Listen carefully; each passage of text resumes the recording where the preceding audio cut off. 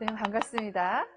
오늘은 창세기 12장에서 50장에 나타나는 족장들을 통한 또한 하나님의 섭리가 어디가 있는지의 첫 시간을 여러분과 함께 같이 나눠보고자 합니다. 자, 여러분, 여기 사진 하나가 있어요. 무슨 장면으로 보여지시나요? 그리고 이건 또 뭘까요? 사막 같은 걸 수도 있고, 좀 뭔가가 모래 같기도 하고, 이게, 그죠? 무엇을 의미하는 걸까요? 자, 이제 여기 두 개를 한번 붙여봤습니다. 왼쪽 거 이제, 오른쪽에 있는 것, 어떤 것을 나타내는지 아시겠어요? 이 두 사진을 보면, 혹시라도 생각나는 사람이 있으신가요? 네, 맞습니다. 아브라함이 생각나기를 바랍니다. 하늘의 별이에요. 장면은 하늘의 별이고, 그 다음에 바닷가에 있는 모래, 말을 해변의 모습이 이 모습입니다. 이 두 개를 보면 생각나는 사람이 이 족장 중에서 아브라함이겠죠. 오늘 창세기 이제 12장에서 50장을 할 건데, 거기에 주된 족장이 아브라함이에요. 이번 시간에 학습하게 될 강의 목표와 내용을 확인해 보세요.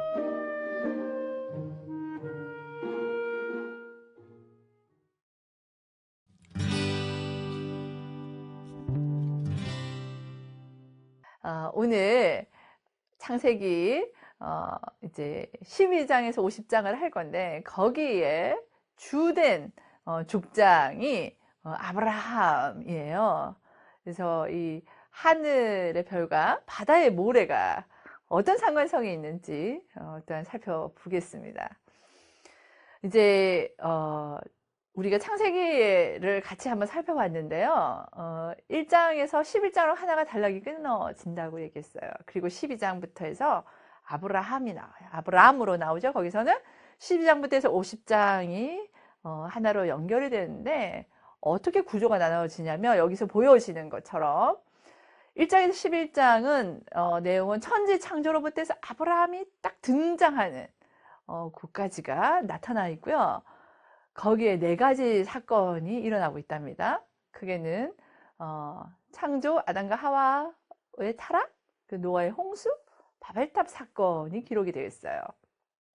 네, 창세기 12장에서 50장을 한번 보시면 아브라함부터 해서 12지파가 형성되는 것이 본문의 주된 내용으로 나타나 있습니다.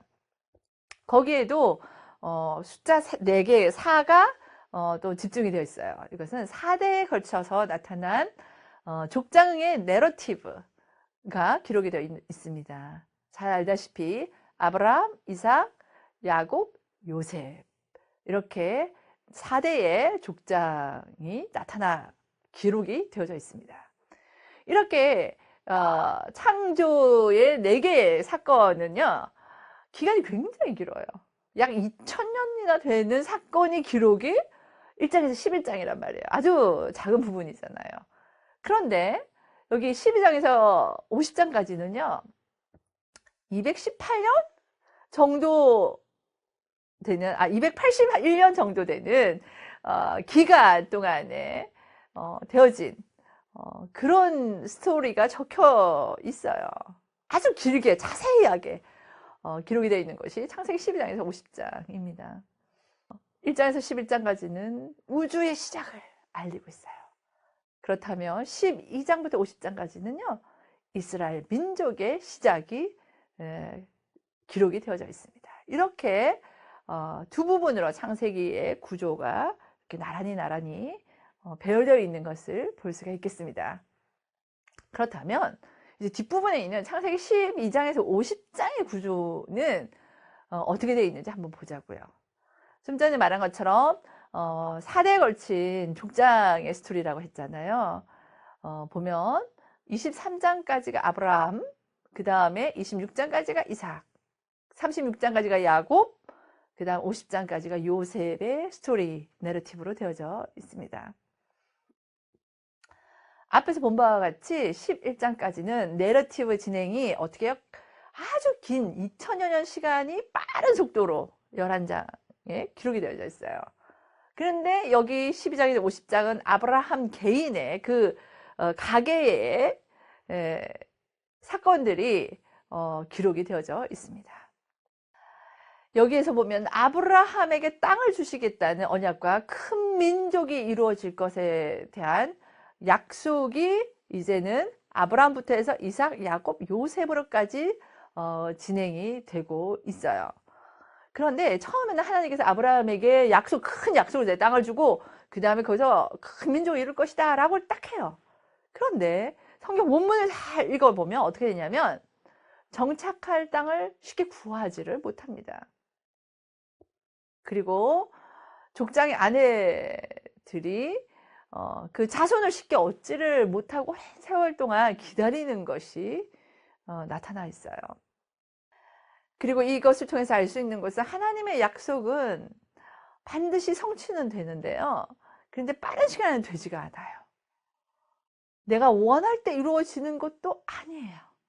그 내용이 이 성경 본문을 보면 알 수가 있습니다. 그것을 통해서 무엇을 얘기하고 있냐면 약속의 성취는 누구에게 달려있냐면 하나님의 손에 달려있다라는 것을 보여줍니다. 사람의 힘으로는 하나님의 약속을, 그 언약을 이루는 것은 불가능하다라는 것이 이 내러티브들에서 나타내 주고 있습니다.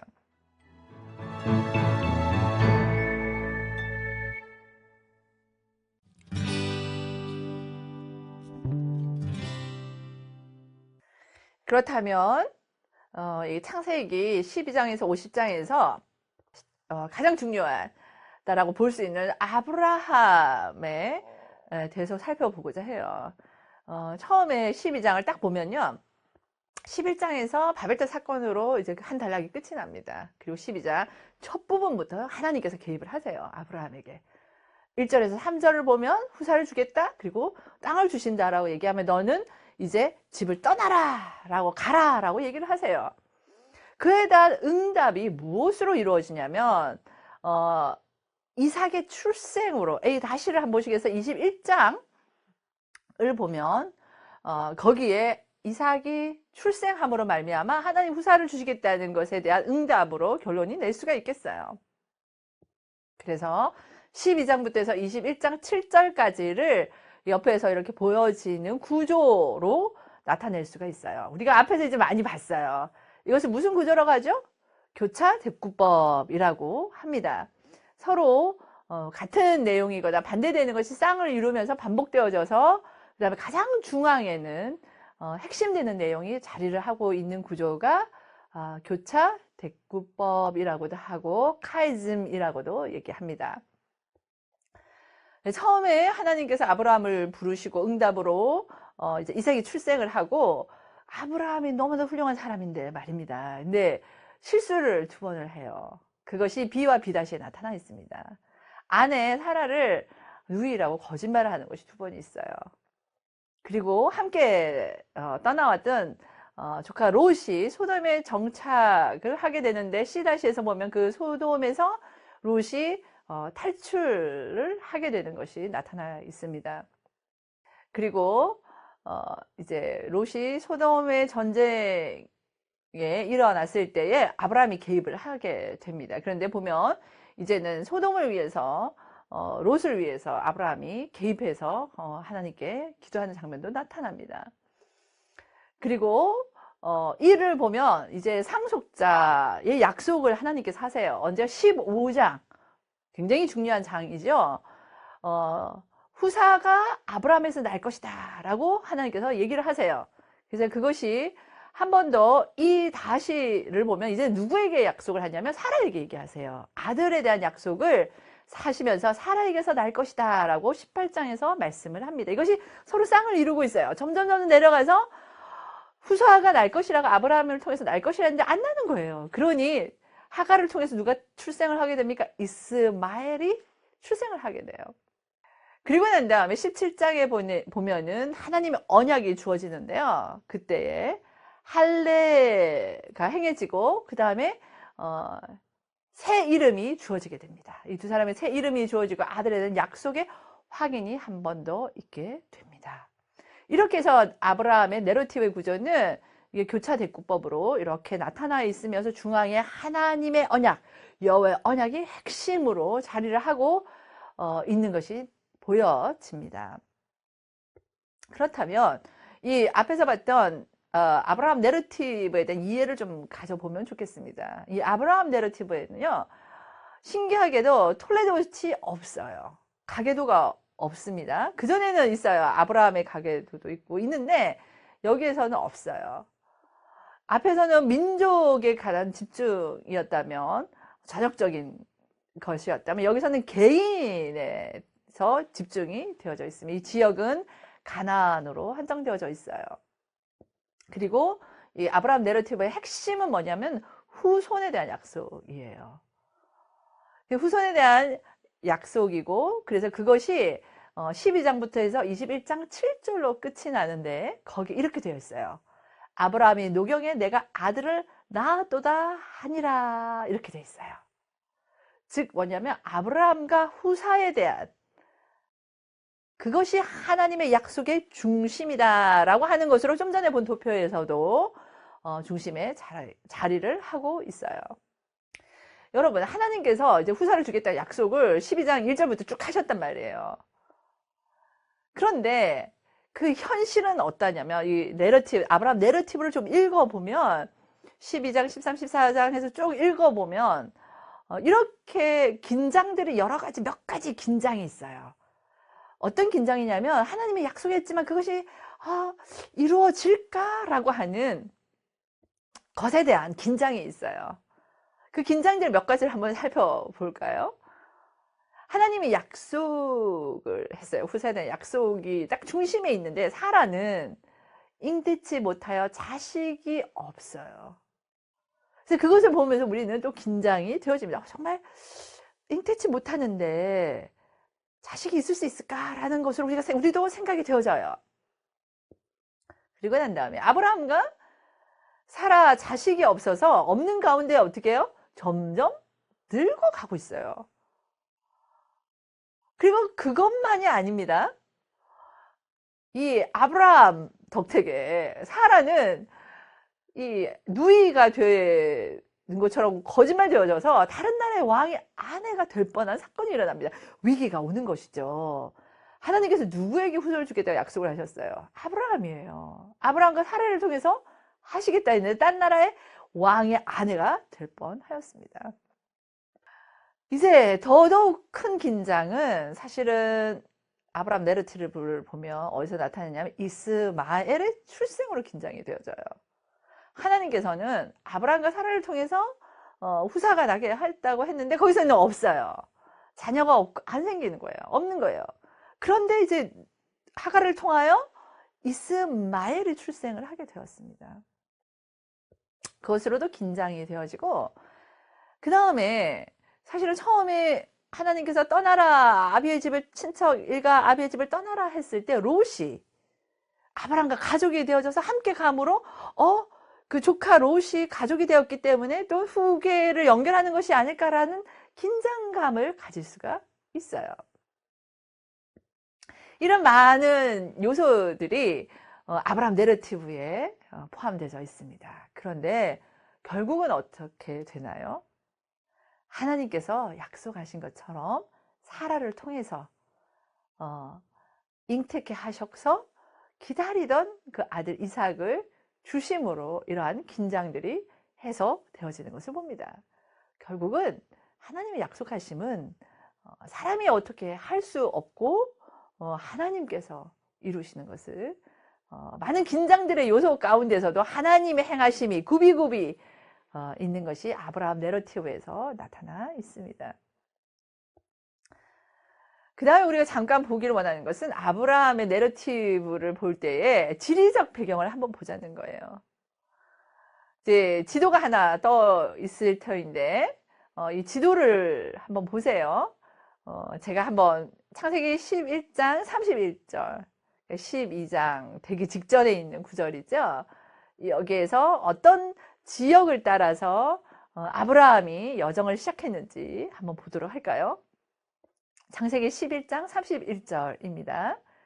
데라가 그 아들 아브라함과 하란의 아들인 그의 손자 롯과 그의 며느리 아브라함의 아내 사레를 데리고 갈대아인의 우르를 떠나 가나안 땅으로 가고자 하더니 하란에 이르러 거기 거류하였으며 라고 되어 있습니다.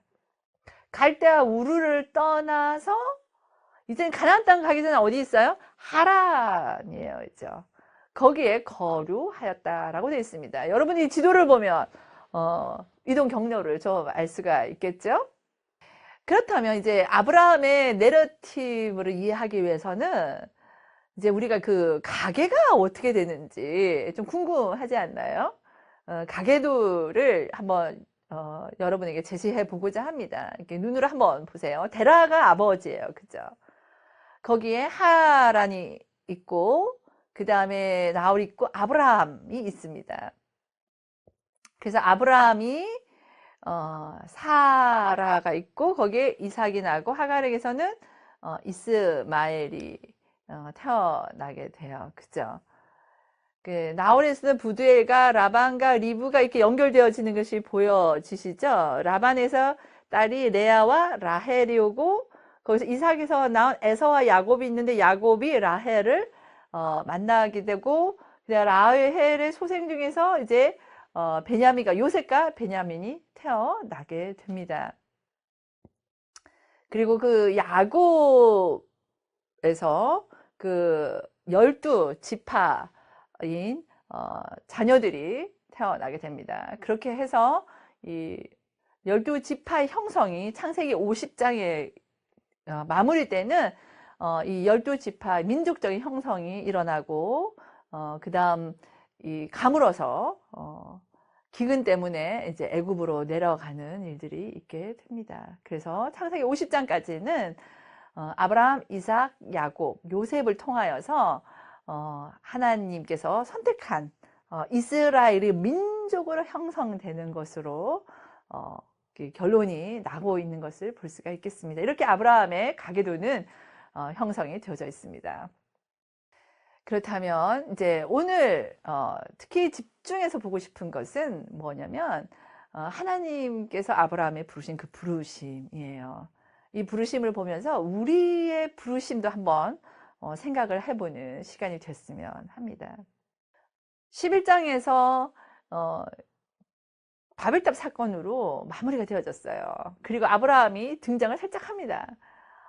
그리고 난 다음에 12장에 딱 들어서면서부터 하나님께서는 아브라함을 부르시는 메시지가 1절에서 3절 가운데 분명하게 제시가 되고 있습니다. 우리가 다 같이 한 목소리로 1절에서 3절까지를 같이 읽도록 하겠습니다. 여호와께서 아브라함에게 이르시되 너는 너의 고향과 친척과 아버지의 집을 떠나 내가 내게 보여줄 땅으로 가라. 내가 너로 큰 민족을 이루고 내게 복을 주어 내 이름을 창대하게 하리니 너는 복이 될지라. 너를 축복하는 자에게 내가 복을 내리고 너를 저주한 자에게 내가 저주하리니 땅의 모든 족속이 너로 말미암아 복을 얻을 것이라 하신지라. 아멘. 이것이 아브라함의 하나님의 부르심입니다. 강조되는 단어들이 보여지죠. 고향과 친척 아버지 집을 떠나라. 그리고 내가 보여줄 땅으로 가라. 그리고 복에 대한 얘기들이 많이 나와요. 이 1절에서 3절의 하나님의 말씀은요, 홍수 이후에 하나님께서 입을 열어 말씀하신 첫 번째 말씀이라는 데도 의미가 있어요. 그리고 또한 여러분이 이 구절들을 보니 무엇이 생각이 나셔요? 맞아요. 창세기 앞부분 아담 언약 생각이 나시죠? 여기 이 구절은 창세기 전체의 주제의 요약이다라고 봐도 되겠습니다.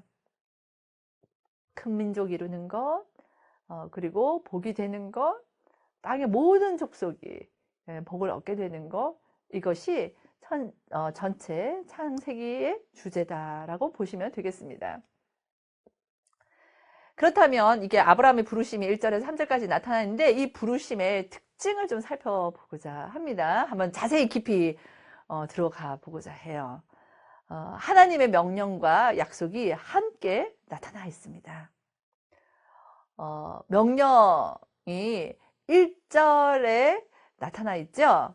1절에 있어서 떠나라, 가라 라고 되어 있는데 그것은 왜 그러냐면 2절 때문이에요. 2절에 있는 것처럼 큰 민족을 이루고 복주고 이름을 창대케 하기 위해서 하나님께서는 그 1절을 말씀하시는 거예요. 그리할 때 결론은 어떻게 되나요? 아브라함을 말미암아 복을 얻게 되는데 모든 민족이 그렇게 될 것이다 라는 것으로 특징이 나타나 있습니다. 그런데 이 장면적인 특징은 이게 이 하나님의 부르심, 아브라함의 부르심에 나타나는 그 자리가 참 특징적이에요. 아브라함 부르셔서 어떻게 열방의 열국의 아비가 되게 하리라 라고 하는데 근데 그것은 열국의 아비가 되겠다라고 하는데 그것이 무엇 뒤에 나타나냐면 그 열국이 하나님과 같이 되려 열국을 언어를 흩으심으로 세상 가운데 흩으신 바벨탑 사건 뒤에 아브라함을 통하여 열국의 아비가 되겠다라고 하는 이 반전의 메시지가 12장 1절에서 3절에 나타나 있습니다. 또 1절에서 3절은 좀 전에 얘기했던 것처럼 아담 언약으로 얘기되어지는 창세기 1장 28절과 같은 언약의 메시지가 반복되어지는 것을 볼 수가 있어요. 1장 28절 적혀 있는데 같이 천천히 한번 읽어볼까요? 하나님이 그들에게 복을 주시며 하나님이 그들에게 이르시되 생육하고 번성하여 땅에 충만하라. 땅을 정복하라. 바다와 하늘, 땅 어떻게 하라고요? 다스리라 라고 되어져 있습니다. 창세기 12장 2절 아브라함에게 하신 하나님의 말씀이죠. 내가 너로 큰 민족을 이루고 내게 복을 주어 내 이름을 뭐 하게 한다? 창대하게 하고 너는 복이 될지라 라고 하며 위에 있는 창세기 1장과 여기 12장에 있는 내용들이 서로 쌍을 이루면서 동일한 것으로 연결되어지는 메시지의 반복이 우리의 귓가를 울리고 또 눈으로도 단어적으로도 볼 수가 있습니다. 이런 특징을 가지고 있어요. 하나님의 아브라함의 부르심은 그냥 뚝하니 하늘에 떨어진 것이 아니라 아담에게 얘기하셨던 그것이 연결되어져 있는 것을 봅니다.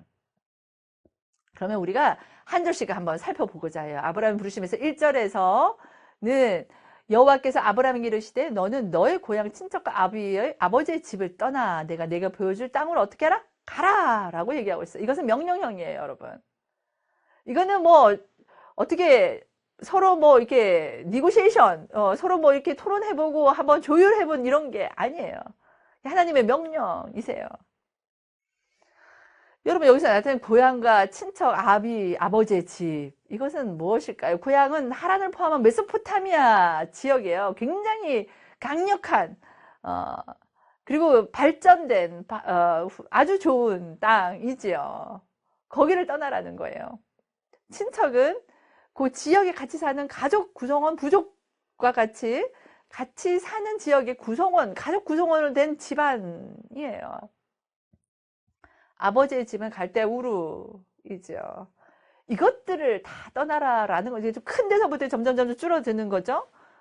그 의미는 뭐냐면 제가 이렇게 볼 수 있을 것 같아요. 기댈 언덕. 우리가 의지할 수 있는 이 기댈 언덕을 뭐 하는 거 떠나는 것이다. 그걸 떠나서 가라라는 거예요. 말하자면 보호막이 되어지는 고향과 친척, 아버지의 집이죠. 부족 사회이기 때문에 서로 가족 구성원들이 서로 돕는 것들이 절대적으로 필요한 시대가 그 시대예요. 근데 그것을 떠나라는 것입니다. 그 같이 있을 때 얼마나 심리적으로 안정이 되고 삶의 버팀목이 되겠어요. 그런데 그것을 어떻게 하라고요? 포기하는 결단을 내리라는 것이에요. 또 가장 큰 여기 의미는 하나님만 전폭적으로 의지할 것을 명령하는 하는 것이죠. 여러분, 여러분에게 있어서 오늘 여러분의 고향과 친척과 아비의 집이 되는 곳은 어디입니까? 하나님께서 오늘 이 공부를 통해서 공부만이 아니라 메시지로 가라라고 하시는 명령이 있을 수 있어요. 뭐 하기 위해서? 내가 너에게 보여줄 땅으로. 하나님께서 이니시에이티브 짓는 거, 하나님께서 주도권을 가지고 인도하겠다라고 말씀하고 계세요. 내가 너에게 보여주겠다, 땅을 보여주겠다라고 얘기를 하셔요. 그리고 너의 비빌 언덕을 떠나 나를 의지하며 그 길을 가라라고 얘기하십니다. 여러분, 그러면 하나님께서 왜 가라고 하시는 것일까요? 그것은 2절과 3절의 약속이 이루어져야 하기 때문이에요. 그냥 무작정 괴롭히려고, 그냥 나 의지하는지 안 하는지 보고자, 순종하는지 보고자 함이 아니에요. 하나님께서 약속을 이루기 위해서 가라라고 얘기를 합니다. 떠나라라고 얘기를 하세요. 그 약속은 두 번째 2절에 나타나 있어요. 하나님의 약속입니다. 우리 큰 소리로 다 같이 한번 읽어보겠습니다. 내가 너로 큰 민족을 이루고 내게 복을 주어 내 이름을 창대하게 하리니 너는 복이 될지라. 아멘. 너는 복이 될지라. 아멘입니다. 이것이 하나님께서 이것을 주시고자 하나님께서 아브라함에게 떠나라, 가라 라고 얘기를 합니다. 첫 번째는 큰 민족이 되게 하리라 라고 얘기를 하세요. 자손이 번성하고 강한 민족이 될 것이라 약속입니다. 이것은 창세기의 중심 주제예요. 여기 쭉 하니 나열을 해놨어요. 13장, 15장, 17장, 22장, 26장, 28장, 32장. 하나님께서 어떻게 강하고 번성케 하시는지에 대한 약속입니다. 그 결과가 어디에 나타나 있냐면요. 여러분, 출애굽기서 1장에 7절에 이렇게 나타나 있어요. 그곳에 살던 이스라엘 백성에 대한 묘사입니다. 1장 7절 같이 한번 읽어볼까요? 이스라엘 자손은 생육하고 불어나 번성하고 매우 강하여 온 땅에 가득하게 되었더라. 아멘. 여기서 아브라함에게 하셨던 그 약속의 결과가 출애굽기 1장에 얼마나 번성하고 강하여졌는지가 여기 나타나 있습니다. 여기서 큰 민족이 되게 하는데 이 민족은 히브리어로 고이라고 해요. 이 고이는 경계가 정해진 영토 안에서 왕이 통치하는 정치적 체제를 의미해요. 그렇게 되게 하리라 라고 얘기를 하는데 솔로몬의 때에 이렇게 얘기를 하고 있어요. 큰 백성이라 수요가 많아서 셀 수도 없고 기록할 수도 없사오니라고 하며 그 이스라엘 백성이 수요가 많아진 것을 솔로몬은 얘기를 하고 있습니다. 하나님께서 아브라함이 약속하신 것이 이 솔로몬의 때 이루어지는 것도 보여줍니다. 여기서 큰 민족 할 때 큰은 가돌이라고 해요. 큰이라는 뜻인데 이것은 어디서도 연관성이 있냐면 출애굽기 19장 6절에 하나님께서 이스라엘과 언약을 맺으세요. 그 맺을 때 주신 말씀이 너희는 택한 족속의 왕같은 제사장 나라고 거룩한 백성이다 라고 얘기하세요. 결국은 하나님께서 다스리시는 민족이 되는 것과 상관성이 있습니다. 결국 큰 민족이 된다는 것은 하나님과 떨어짐이 아니에요. 하나님과 함께 하나님의 백성으로서 하나님께서 복 주심으로 말미암아 큰 민족이 되는 것을 얘기하고 있습니다. 두 번째로는 하나님께서 약속하시는데 내게 복을 주겠다라고 얘기를 하세요. 너를 축복하겠다는 말이죠. 아브라함에게 부르실 때요, 하나님께서 이 복에 대한 얘기를 많이 하세요. 몇 번이냐? 5번이나 반복을 하고 계세요. 하나님과 아브라함과 그 자손이 맺은 언약의 관계가 어떠한지에 대한 표현입니다. 그것이 창세기 15장 17, 18, 26, 28장에 잘 나타나 있습니다. 후손의 번성은요, 이 큰 민족이 되게 하는데 중요한 역할을 하죠. 여기서 복을 주어라고 하는 것은 이 아브라함은 이미 양떼와 가축을 소유한 부자였어요. 이 바로에게 이 아내를 누이라고 속이고 했을 때에 이 바로가 양떼와 가축을 많이 주게 됩니다. 이미 부자였어요. 그래서 여기에서 드러내는 것은 소유라기보다는 하나님께서 후손에 대한 약속이다 보시면 될 거예요. 하나님께서 온 열방 가운데 왕 되심이 드러나도록 누굴 통하여? 후손을 통하여서 하나님께서 이 소명을 열방 가운데 왕 되시는 이 소명을 드러내게 하실 것이다 라는 하나님의 축복을 얘기하고 있습니다. 내게 복을 준다라는 것은 하나님께서 함께 하시는 축복이에요. 그 결과가 뭐예요? 자손이 번성하고 장수하고 또한 샬롬, 진정한 평안을 누리는 것을 얘기합니다. 이 축복은 아브라함이 뚝 떨어진 게 아니라고 그랬어요. 언제와 상관이 있다 했습니까? 네, 창세기 1장 28절 창조 때 부여하신 하나님의 축복, 그것이 아브라함을 통해서 이루어질 것을 얘기를 하고 있습니다. 복의 근원이라고 하는데 이것은 하나님으로부터 시작되어졌다는 거예요. 언제부터? 창조 때부터. 그때 주어진 그 하나님 동일하신 하나님이시고 그 동일한 축복이 누구에게요? 아브라함을 통하여 되어질 것을 얘기합니다. 결국 창세기 1장에서 11장은 뭘 얘기를 하고 있냐면 왜 하나님께서 아브라함을 부르시고 언약을 이렇게 하시는지에 대한 배경에 대한 제공이에요.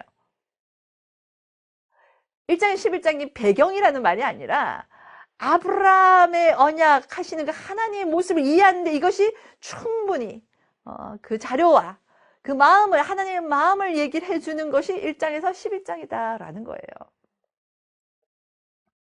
그리고 12장 4절부터 해서 이 창세기의 끝 아니면 구약 전부? 더 나아가서는요, 성경 계시록 끝날 때까지 뭐가 얘기되고 있냐, 어떻게 하나님께서 아브라함에게 약속하신 바를 성취하셨는지가 나타나 있다라고 보여집니다. 하나님께서 마지막으로 아브라함에게 부르실 때 약속하신 게 있어요. 세 번째, 내 이름을 크게 하리라 라고 얘기해요. 내 이름을 창대하게 하리라. 이름은 쉔이라고 해요. 성경에서 이름이 나올 때는 뭐 여호와의 이름이든 이름이 나올 때요, 이것은 하나님 부르는, 하나님 호칭하는 것만을 얘기하는 것이 아니라 기억해야 될 것은 그 사람의 존재 자체를 나타내는 것이 이름입니다. 그래서 엘로힘 하면 어떤, 하나님의 이름이 엘로힘으로 드러나면 어떤 거인가요?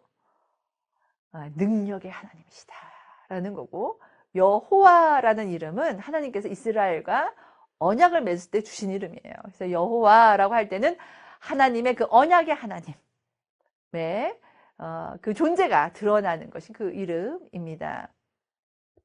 결국은 이름에는 인격과 그 능력과 인품 등이 담겨져 있습니다. 그래서 하나님께서 아브라함의 이름을 크게 하겠다라고 하는 것은 특히 그 본인이 살아있을 때만 당대뿐만 아니라 뭘 하신다고 하는 거냐면 그 자손 대대로 기억이 되도록 하기 위해서 너 이름을 창대하게 하겠다라는 것을 말씀하고 있어요. 다른 말로 하면 이스라엘이 이제 민족을 이루게 돼요. 그죠? 민족을 이루고 살아갈 때 존재하고 있을 때는 늘 기억되게 하는, 기억나게 하고 기억되는 자가 너가 되게 하리라라는 축복입니다. 그 결과적으로는 사실은 이방 사람들도 아브라함이 하나님께서 함께한 사람인 것을 알았어요. 아비멜렉 같은 경우는요, 창세기 21장에 보면 자진해서, 이방인임에도 불구하고 자진해서 조약을 맺고 그 다음에 아브라함과 평화를 유지를 해요. 결국 무엇을 얘기하냐면 아브라함의 이름이 창대하게 된다는 것은 이스라엘에서만, 당대뿐만이 아니라 이스라엘만이 아니라 어디요? 온 나라들, 이웃 나라들과에 있어서도 이름을 창대케 하고 아브라함의 후손인 이스라엘을 통하여 하나님이 드러날 뿐만 아니라 이스라엘을 크게 할 것이라는 축복을 하나님께서 하고 계세요. 그렇습니다. 하나님께서는 너로 민족을 이루게 하고 복을 주고 그 다음에 이름을 창대케 하는데 결론적으로 그러므로 어떻게 된다라고 아브라함에게 약속을 하시냐면 너는 복이 될 것이다 라고 얘기하세요. 이것이 약속의 결과입니다. 그렇다면 무엇이 복인가요? 아브라함에게 있는 너는 복이 될 것이다 라는 이 복은 뭘 얘기를 하는 것일까요? 그것은 하나님의 임재를 경험한다는 거예요. 이 말은 쉽게 말하면 하나님과의 동행입니다. 하나님이 함께 하시는 거예요. 그리고 그로 말미암아 오는 그 번영을 누리게 되는 것이죠. 잊지 말아야 되는 것은 우리가 하나님께서 이 약속을 하시잖아요. 축복을 할 때 우리가 잊기 쉬운 것은 그 복, 축복에 집중을 하다 보면 뭘 놓치게 하시냐면 이 복을 주시고 이걸 실행하시는 분이 누구신지 그걸 잊지 말아야 됩니다. 떠나라, 가라 라고 하시면서 그 다음 복을 쏟아 부어 주실 때 그것은 무슨 말씀이냐면 내가 실행하리라 라는 말씀이에요.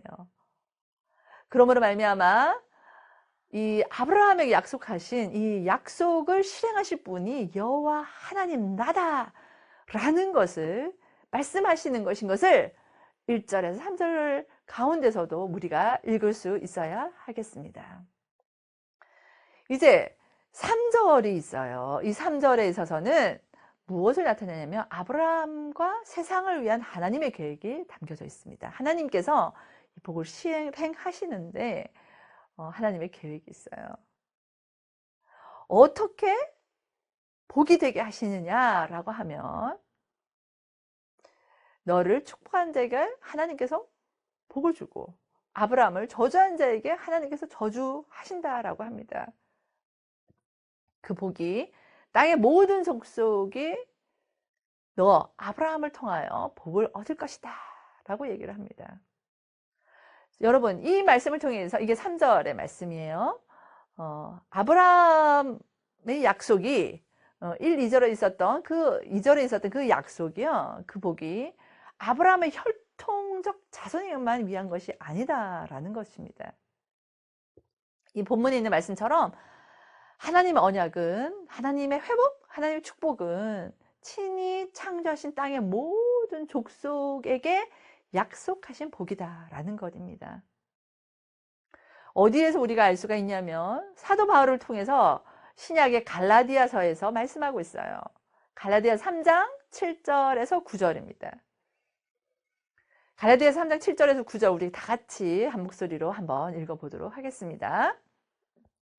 아브라함이 하나님을 믿음에 그것을 그에게 의로 정하셨다 함과 같으니라. 그런즉 믿음으로 말미암은 자들은 아브라함의 자손인 줄 알지어다. 또 하나님이 이방을 믿음으로 말미암아 의로 정하실 것을 성경이 미리 알고 먼저 아브라함에게 복음을 전하되 모든 이방인이 너로 말미암아 복을 받으리라 하였느니라. 아멘. 아멘. 여기 말씀에 있는 것처럼 먼저 아브라함의 복음을 전하셨어요. 근데 누구를 위하여? 모든 이방인이 아브라함을 통하여 복을 받도록. 그것이 여기 있는 12장 3절에 있는 것, 본문과 일맥상통합니다. 즉 하나님의 언약은 창조하신 모든 사람을 위한 것임을, 그것이 아브라함과 세상을 위한 하나님의 계획이겠습니다. 여러분 이렇게 나타나 있는 아브라함의 내러티브에서 앞부분과 이제 출애굽기서를 보면 좀 연관성이 있어요. 그게 좀 찾아져요. 우리 같이 한번 몇 가지 한번 살펴볼까요? 첫 번째로는 아브라함이 기근 때문에 가나안에서 애굽으로 내려가요. 창세기 12장 10절. 이게 축복 지금 언약을 받고 난 다음에 뒤에 보면 이제 애굽으로 기근 때문에 내려가서 거기 가서 아내를 누이라고 하는 그 사건이 일어났죠. 그런데 창세기 43장부터 해서 47장을 보면 이제 요셉은 애굽에 가 있고 그죠? 이 가족들이 기근 때문에 이제 애굽으로 내려가는 것이 나타나 있습니다.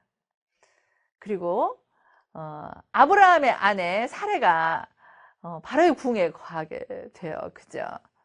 여기 12장에 보면 그래서 바로 궁에 들어가게 됩니다. 근데 여기 출애굽기서에서도 보면 모세도 바로의 궁에서 살게 되고, 애굽에 이스라엘 백성들이 거하고 있음이 출애굽기서에 나타나 있어요. 그리고 12장 17절에 보면 이제 이 사라가 아내가 이 아브라함의 아내인 것을 알고 알기 전에 이제 모르고 이제 데리고 갔죠. 그랬을 때 그 집에 재앙을 내려요. 근데 출애굽기 7장에서 11장에 보면 하나님께서 10가지 재앙으로 바로 이 집안을 재앙을 내리는 것을 볼 수가 있습니다. 그리고 여기 창세기에서는 바로는 아브라함에게 12장에 보면 19절에 보면 가라! 이제 너는 가라라고 명하는데, 우리가 알다시피 출애굽기서에서도 이 바로, 다른 바로, 이제 바로가 모세에게 이제 너희는 백성 데리고 가라라고 결과적으로는 말하게 됩니다.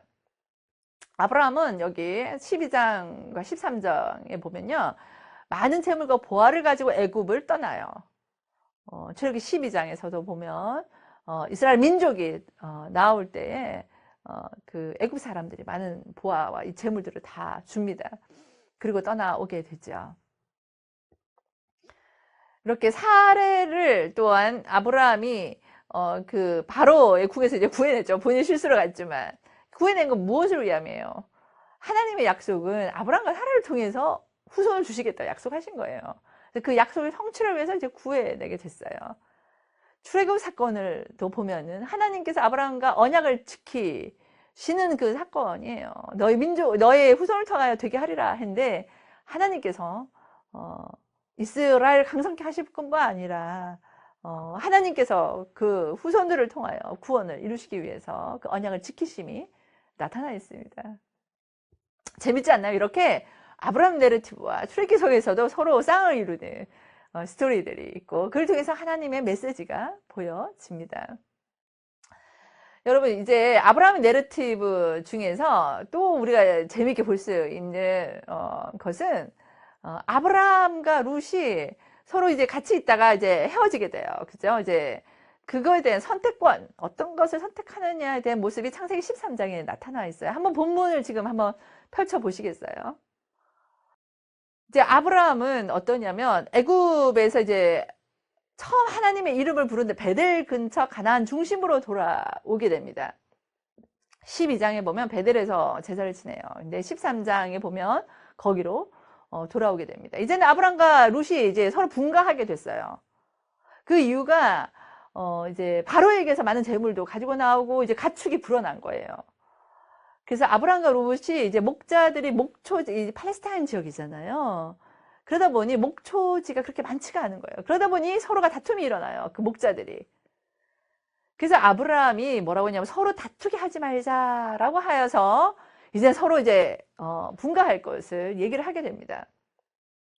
여기서 아브라함의 선택과 롯의 선택, 이 두 가지가 우리의 눈에 들어올 수가 있어요.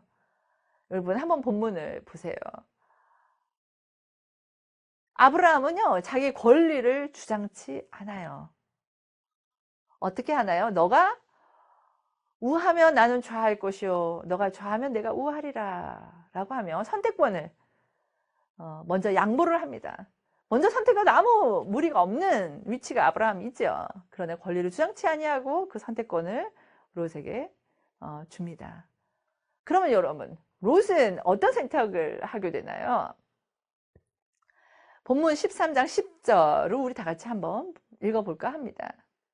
온 땅에 물이 넉넉하니 여호와께서 소돔과 고모라를 멸하시기 전이었으므로 여호와의 동산 같고 애굽 땅과 같았더라. 이제 롯이 봅니다. 보는데 뭘 봤어요? 물이 넉넉하고, 지금 물싸움이잖아요. 지금 다툼이 일어난 게. 거기에 이제 목초지가 있으니까요. 근데 소돔과 고모라가 너무나 좋아 보이는 거예요. 뭐와 같으냐면요, 에덴 동산 있죠. 에덴 동산과 같고 애굽, 그렇게 풍성한 애굽 땅과 같았더라 라고 얘기해요. 그것을 이렇게 선택을 하게 됩니다. 너 하겠냐 먼저 하겠냐 했을 때 기회주의자예요. 기회주의적으로 딱 그것을 선택을 하고 탐욕이 보여지는 것 같습니다. 물이 넉넉하다, 여호와의 동산 같고 애굽 땅과 같다, 아주 가장 좋은 것, 묘사된 이 두 가지가 탁하니 이 구절 속에 있는 것을 보아서도 롯의 선택이 탐욕적이었음을 볼 수가 있습니다. 그렇다면 이 롯이 소돔과 고모라를 선택한 것이 어떤 의미가 있느냐면, 첫 번째로는 여기 13절 11절을 보면은 동으로라고 되어 있는데요. 창세기에서는 동으로 가는 것에 대해서는 뭐와 상관이 있냐면 심판과 연관이 되어져 있어요. 3장 24절을 보면 아담과 하와가 타락 이후에 에덴 동편으로 쫓겨가게 됩니다. 가인도 아벨을 죽인 후에 에덴 동편 롯에 거해요. 그리고 바벨탑 사건에서도 사람들이 어떻게 해요? 동방으로 이주하여 시날 평지에서 뭘 쌓아요? 바벨탑을 쌓습니다. 이렇게 동이란 단어가 나올 때는 창세기에서는 심판과 연관이 되어져 있는 그 사인이 보여지는 것 같습니다. 그리고 13장의 13절에 보면요, 이렇게 얘기하고 있습니다. 소돔 사람은 여호와 앞에 악하여 큰 죄인이었더라 라고 얘기를 하고 있습니다. 여호와 앞에 악한 민족이 소돔 사람이었어요. 위에서 우리가 본 것처럼 13장 10절을 보면은요, 여호와께서 소돔과 고모라를 멸하시기 전에라는 본문이 들어가 있어요. 사실은 그것이 안 들어가도 문맥은 돼요. 온 땅에 물이 넉넉하니 여호와의 동산 같고 애굽 땅과 같았더라 해도 끝나도 돼요. 그런데 하나님께서는 이 본문을 딱 넣어 놓으세요. 그것은 앞으로 어떤 일이 있을 거에 되는데 하나님께서 어떻게 하실 것이라는 것을 이미 우리에게 말씀해 주고 있습니다. 그래서 아브라함의 선택과 롯의 선택에 어떻게 다른지가 이렇게 분명하게 이 창세기 13장에서 나타나 있습니다. 둘이 비슷한 것을 한번 볼까요? 한번 선택을 표로 만들어 봤습니다. 롯의 땅의 선택은 눈을 들어 바라봐요. 아브라함도 눈을 들어 바라보죠. 10장에서 바라보고 14절에서 바라봅니다. 13장 9절에서 롯에게는요, 좌우의 모든 땅이 제시되는데, 하나님께서 13장에서 아브라함에게 주시는 땅은요, 동서남북 사방이에요. 사방에 있는 모든 땅을 어떻게 해요? 약속해 주세요. 그리고 이 롯의 땅은요, 3장 10절에서 우리가 봤던 것처럼 여호와께서 멸하실 땅을 롯이 선택한 것을 봅니다. 그런데 아브라함의 땅은요, 기업이 영원할 것이라고 하나님으로부터 보증을 받습니다. 그리고 롯에게는 아브라함이 롯에게 선택권을 주지 않아요. 그런데 아브라함에게 있어서는 하나님께서, 여호와께서 아브라함에게 온 땅을 약속을 하세요. 이렇게 롯과 아브라함의 땅의 선택의 모습이 다른 것을 봅니다.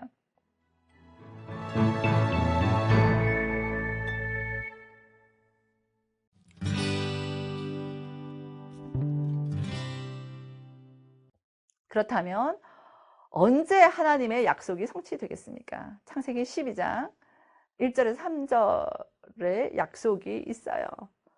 너로 큰 민족을 이루고 창대케 하리라 라고 되어 있어요. 그런데 어떤 일이 있는지 아세요? 위기가 와요. 사라에게는 자녀가 없었습니다. 11장 30절에 보면 임신하지 못한다라고 되어 있어요. 그런 이후에요, 약속을 받았잖아요. 창세기 12장에. 그런데 10년이 지나도요, 아무 일이 일어나지 않아요. 그래서 창세기 16장 3절에 보면 여종 애굽 사람 하갈을 데려다가 아브라함이 가나안 땅에 거주한 지 10년 후였더라라고 돼 있어요. 하갈을 데려다가 이제 아브라함에게 준 것이 가나안 땅에 거한 지 10년 후, 그때까지 아무 일이 일어나지 않아요. 10년 동안 어떤 일이 있냐면요, 하갈을 통해서 이스마엘이 태어나요. 16장 11절에. 그 뜻은 하나님이 들으심이라는 뜻이 있어요. 사라가 고통 가운데 있어요. 약속은 받았으나 고통이 있고 아무 일이 일어나지 않습니다. 그 이후에도요, 14년 지나도록 사라에게 자녀가 없었다고 17장 1절에서 얘기를 하고 있어요. 더해서는요, 17장 17절과 18장 11절에는 이 사라가 폐경기가 되어서 그것이 지난 89세가 되었다라고 얘기를 하고 있어요. 이 모든 것을 볼 때에 하나님은 약속하셨지만 그것이 이루어지지 않습니다. 그렇다면 언제 하나님의 약속이 성취되겠습니까? 하나님이 약속의 말씀이 있어도요, 눈에 보이는 증거들과 상황은 이 사라와 아브라함에게 있어서는요, 하나님 약속이 이루어질 수 없는, 그리고 이루어지고 있지도 않는 그 여건과 세월이 지나가는 모습을 볼 수가 있습니다. 그때에 아무것도 이루어지지 않을 때에 하나님께서는 두 번에 걸쳐서 사라에게 말씀하세요. 창세기 17장 19절과 18장 10절입니다. 우리 다 같이 한번 읽어볼까요? 하나님이 이르시되 아니라 내 아내 사라가 내게 아들을 낳으리니 너는 그 이름을 이삭이라 하라. 내가 그와 내 언약을 세우리니 그의 후손에게 영원한 언약이 되리라. 창세기 18장 10절에서는 그가 이르시되 내년 이맘때 내가 반드시 내게 돌아오리니 내 아내 사라에게 아들이 있으리라 라고 얘기합니다. 그 결과가 창세기 21장에 나타나 있어요. 같이 읽겠습니다. 여호와께서 말씀하신 대로 사라를 돌보셨고 여호와께서 말씀하신 대로 사라에게 행하셨으므로 사라가 임신하고 하나님 말씀하신 시기가 되어 노년에 아브라함에게 아들을 낳으니 아멘. 아멘, 아멘이에요. 그 결과가 창세기 21장에 반복되는 거 있어요. 여호와께서 말씀하신 대로, 여호와께서 말씀하신 대로 하나님이 말씀하신 시기가 되어 라고 얘기합니다. 여러분 언제 하나님의 약속이 성취되나요? 여호와께서 말씀하신 시기가 되어서 그 일은 이루어지게 됩니다. 어떻게 되어져요? 여호와께서 말씀하신 대로 그 결과가 일어나고 있음을 여기서 보여집니다. 오늘 같이 공부한 내용들을 한번 살펴보면 창세기 1장에서 11장의 창조, 타락, 홍수, 바벨탑 사건 이 네 가지가 나타나고 12절에서 50장에 있어서는 4대 족장의 내러티브가 나타나고 있다라는 거예요. 그리고 아브라함 내러티브는 하나님의 약속이 어떻게 이루어지는지를 보여주고 있으며 12장 특히 1절에서 3절까지는 큰 민족 후손을 주고 복을 주고 이름을 크게 하는데 이것이 모든 민족을 한 것이다 라고 얘기를 하고 있습니다. 이것이 출애굽기서와 상관성이 있음을 우리가 살펴보았고 아브라함과 롯의 선택을 통해서 하나님 중심이냐 사람 중심의 선택이냐 이 두 가지 중에서 우리의 선택권이 하나님께 가야 됨을 우리가 배울 수가 있었습니다. 그리고 하나님의 약속의 성취가 불가능해 보이고 시간이 지난 것 같고 그리고 이루어질 수 없는 것 같아 할 때 반드시 이루어진다라는 것을 우리가 배웠습니다. 하나님께서 약속하시고 난 그 약속을 하나님께서 이루시기 때문입니다. 그 역사가 우리 생애들 가운데서도 일어나길 주의 이름으로 축복합니다.